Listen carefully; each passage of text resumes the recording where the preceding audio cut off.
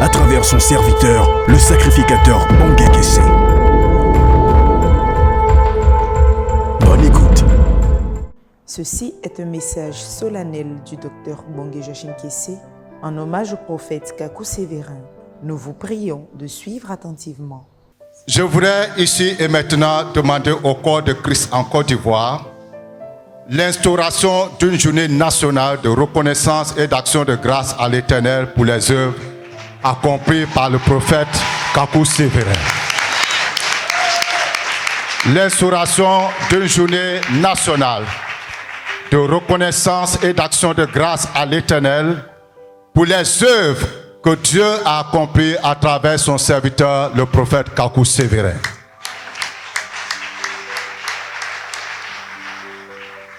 Cette journée sera consacrée d'abord à la repentance de l'Église vis-à-vis de ce trône de Dieu que nous avons méprisé de son vivant. Deuxièmement, cette journée sera également consacrée à la réconciliation entre l'Église et la famille de loin de l'Éternel. Troisièmement, ça sera pour nous l'occasion, surtout l'occasion à tous ceux qui ont bénéficié de son ministère, de venir rendre témoignage de ce que Dieu a fait dans leur vie à travers le ministère de ce trône de l'Éternel. Également, ce sera un temps, bien sûr, de louange et d'action de grâce, et nous aurons l'occasion de faire passer des films de son ministère afin que ceux qui n'ont pas connu ou bien ceux qui l'ont méconnu puissent véritablement voir quelle grâce nous avions reçue et perdue. Je crois qu'une telle journée permettra à l'Église en Côte d'Ivoire de savoir désormais préserver ce que Dieu leur donnera pour le réveil et la manifestation de la gloire de Dieu. Alors je voudrais me tourner vers vous les pères. Je ne suis qu'un enfant. Dieu me donne la vision, mais je ne peux pas porter cette vision seul. Je vous prie par la compassion de Dieu.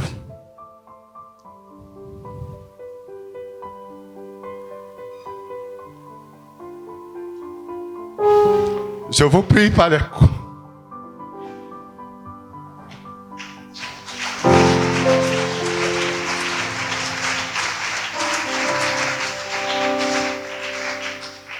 Je vous prie par la compassion de Dieu, peu importe vos préoccupations, aidez-moi à organiser cette journée. Le plus tôt serait le mieux. Que ceux qui peuvent nous aider à rassembler tous les fils spirituels de Kakou Sévérin le fassent.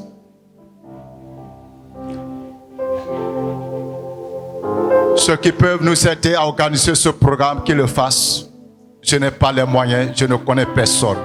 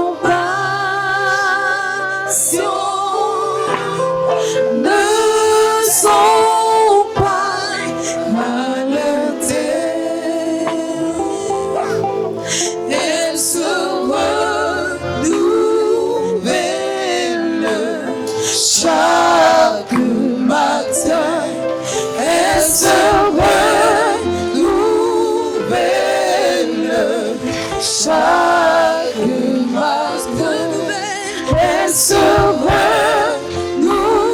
renouvelle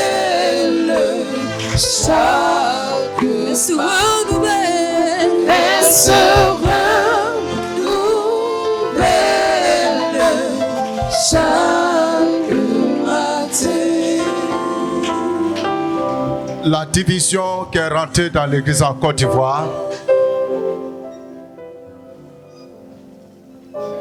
est partie en grande partie événement du mouvement du réveil qui avait commencé par cet homme.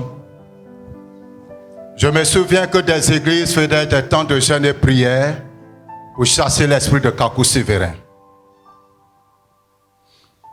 Je me souviens que des hommes de Dieu, quand le prophète avait des programmes, disaient à leurs fidèles de ne pas y aller, qu'ils vont se faire posséder. Je me souviens, il y avait un programme au Stade Foué-Boigny. Le prophète devait intervenir. J'étais assis à la tribune avec des hommes de Dieu.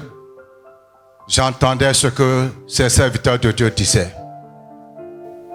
Maintenant, depuis qu'il est parti, nous n'avons plus de prophètes dans le pays. Chacun bavarde. Chacun fait son boucan. Mais nous avons rejeté l'heure de la visitation. Lorsque le Seigneur nous a visités par son serviteur, nous n'avons pas connu le bras de l'Éternel. Nous avons rejeté l'heure de la visitation. C'est dans le même temps qu'il y a eu beaucoup de mouvements de pasteurs. Il y avait la FESI qui travaillait à unir toutes les églises. Du coup, il y a eu CNPC, si j'ai bonne mémoire. Aujourd'hui, même plus le nombre de fédérations ou d'associations de pasteurs, et on ne sait même pas à quoi ça sert. Et voilà l'état de l'église aujourd'hui, le désordre total, la cacophonie totale. Est-ce qu'on va continuer dans ça? Mais Jésus a dit, souviens-toi d'où tu es tombé. Le jour où l'église a commencé à se lever contre quelqu'un que Dieu a suscité dans la nation, pour nous montrer une autre manière de servir Dieu. Parce que jusqu'alors, c'était les discours théologiques qu'on nous servait, les histoires de la Bible. On ne nous démontrait pas le Dieu présent, le Dieu qui s'appelle Jésus. Tous les témoignages que nos pasteurs nous donnaient, c'était les témoignages du passé, les témoignages de la Bible. Chers peuple de Dieu, chers collègues pasteurs, moi je ne suis pas là pour amuser la galerie. Je suis là pour accomplir une mission. Quand mon heure va arriver, je partirai aussi comme lui. Je sais que la mission n'est pas facile. Je sais qu'il y a beaucoup de combats. Mais je vais faire ce que je peux faire pour ma nation jusqu'à ce que le Seigneur me ramène. Mais si vous ratez, parce que Dieu donne toujours une seconde chance aux gens, si vous ratez l'occasion que Dieu est en train de vous donner maintenant, ce pays ne pourra plus se relever avant 70 ans. Je le déclare, ce pays ne pourra plus se relever avant 70 ans. Allez-y, notez cela. Si vous ratez l'occasion que Dieu est en train de donner maintenant, ce pays ne se relèvera pas avant 70 ans. Si vous voulez, croyez-moi. Si vous voulez, ne croyez pas.